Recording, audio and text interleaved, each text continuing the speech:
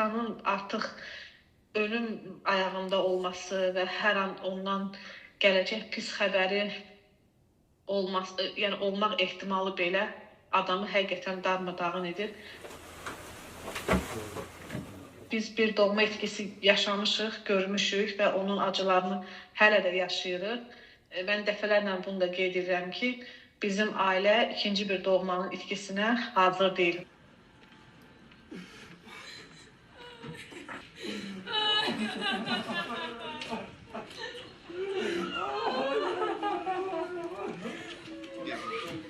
Ata həbsdəsən, hər həftə həbsxanaya getməlisən. Amma bununla paralel olaraq sənin çox böyük acın var və bacını itirmirsən.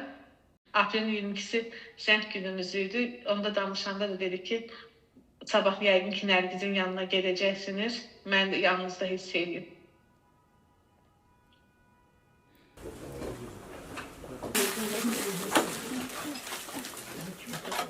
Nərgizin itkisi onsuz da bizim üçün sağalmayan yaradır və heç vaxt da dedik, hətta qayıqlanmayan yaradır bizim üçün və illər, günlər keçsə də heç vaxt biz o acını dünən olmuş kimi yaşamışıq.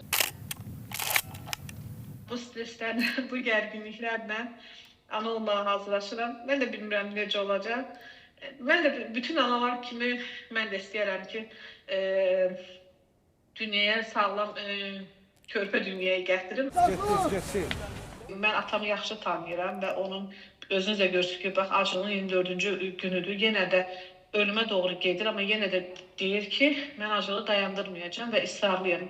Düzdür, mən ölməyə hazır idim. Düşünmürəm, amma o cür qərar versə belə ki, mən sadəcə kənara çəkilmək istəyirəm, siyasi fəaliyyət göstərmək istəmirəm.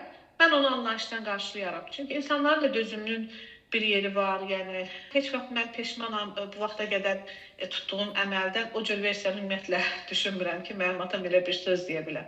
Amma insan olaraq yoruldu. Bunu anlayışla qarşılayaram. Nigarə, zəngillərdən məsələ. Mən də istəyirəm ki, səhər oyananda nə həbsxana düşünüm, nə sovqat hazırlamaq düşünüm. Mən də normal insanlar kimi kinoya, teatra, gəzintiyə, harasa getmək istəyərdim. Mən də məsəl üçün təfəl etmək istəyərdim, amma təəssüf ki, mənim elə bir lüksüm yoxdur.